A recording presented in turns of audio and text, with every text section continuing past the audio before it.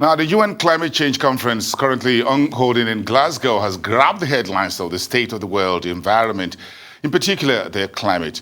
The COP26 summit is examining the roles that the various economic and business segments play in the warming up of the planet and the road to net zero emission. Let's bring the indigenous oil and gas producers into the conversation now as we turn to Kola Karim, the CEO at Shoreline Energy Nigeria. Kola Karim joins us from our Abuja studios. Thanks for coming through on the show tonight, sir. We appreciate your time. What's the thinking within the Nigerian oil and gas industry regarding this energy transition being proposed by the developed countries?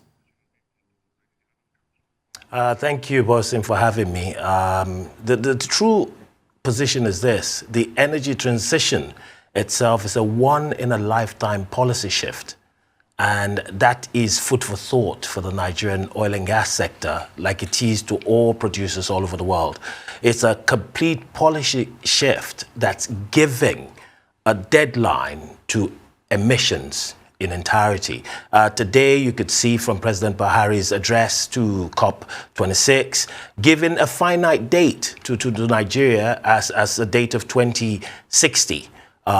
Zero emissions as well. So it's setting the mark that we need to start marching on and focusing on trying to get to that agenda.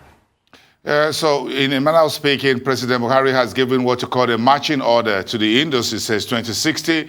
Those of you who are in the industry will now have to be part of this transition to net zero. But is energy transition has been pursued by developed economies? Is it inimical? Is it in the interests of frontier Africa producers such as Nigeria?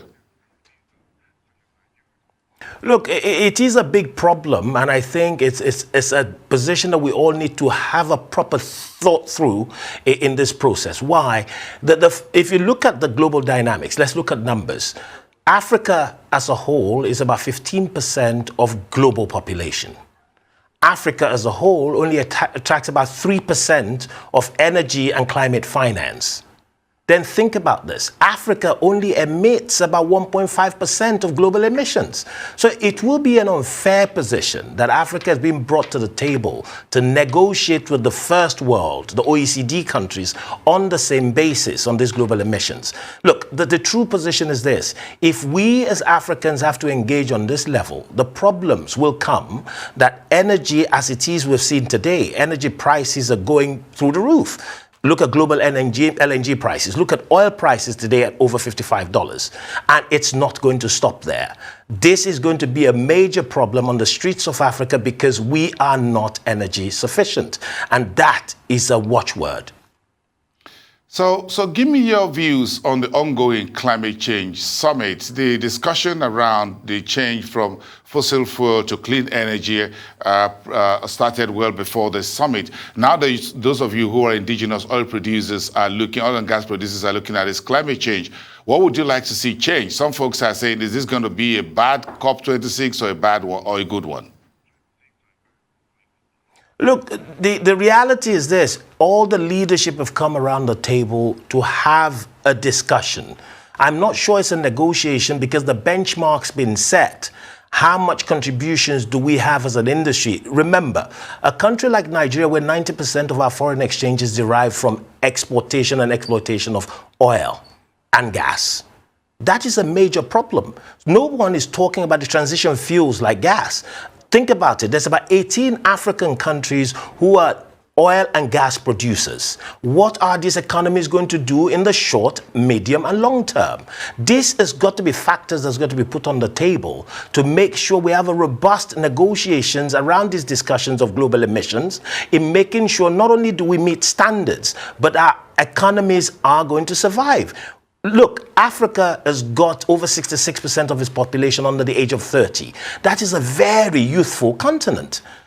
If the transition emission standards that's been put in place by the global economies are to be met, then something has got to come in the financing and making sure there's enough financing in putting those transition positions together. Look, if we're looking today, look at gas. That's a transition fuel. If we're talking about wind, if we're talking about solar, these are very expensive investments. Where is the capital going to come from? A lot of African economies are already struggling post-pandemic. It's food for thought, because leadership has to come into play to think about the dimension where we're going as an industry and how we're going to deliver it in meeting global standards, but at the same time making sure our economies are thriving.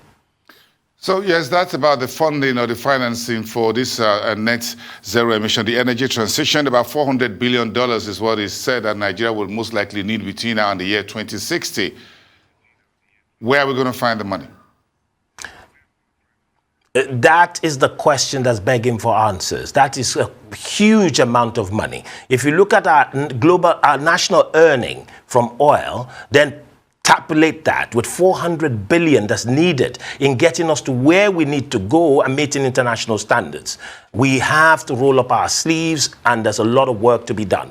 But I'm going to say this. Nigeria is actually more of a gas country than an oil country. If you look at the Nigerian gas agenda, the 7-point agenda, Nigeria has over 210 TCF of gas. If we start focusing on that, that is a transition fuel in itself that would help, not only help us, but on the route to meeting these global standards that we're trying to get to. But at the same time, we will not shortchange the Nigerian people, the Nigerian economy, and those are very, very important areas that we need to think about. A lot of countries in Africa are finding a lot of gas. If you look at Senegal, look at Mozambique, what do you want these economies to do? Do you want them to put it aside? No. Someone has got to think through how the global financiers have got to see gas as a transition fuel, and it should not be put on the same scale as looking at coal and other dirty fuels, so to speak. So what conversation is currently going on, Kola Karim, right now amongst all of you who are the big names and practitioners, businessmen, investors in Nigeria's oil and gas industry, with the gas master plan on the table already? Is it the kind of a master plan that will take us to the future that we're now discussing at this UN climate convention? It's a confusing one, but the true reality is this. Nigeria is actually in an advantaged position. We have a very youthful population, and our energy consumption is still very low, so it gives you the opportunity.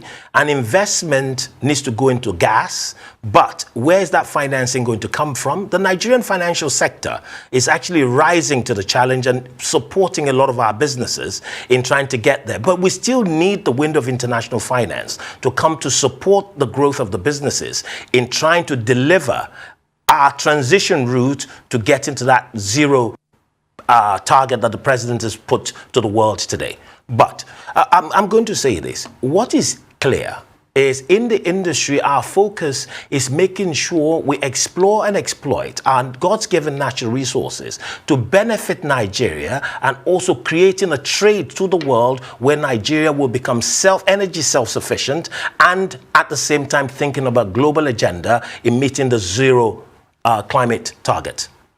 So here we are talking about our energy needs in Nigeria, quite very huge where we are right now. Do you think this is the right time for Nigeria to start making that change, looking at what we're already trying to put on the ground to bring power to the people, and just start making the transition on our own right now? Remember, the decision on zero emission or emission in itself is not Nigeria's.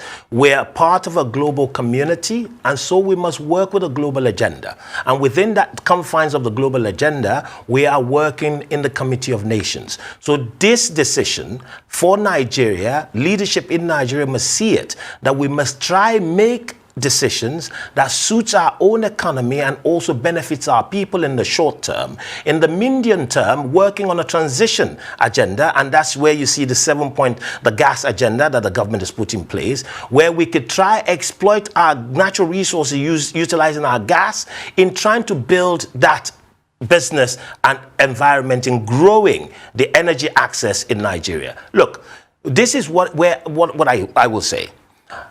You look at the first world, the OECD countries, the industrialized nations, they have gone and are now focusing on their fourth industrial revolution. But in Africa, we've not even had our first. This is a problem.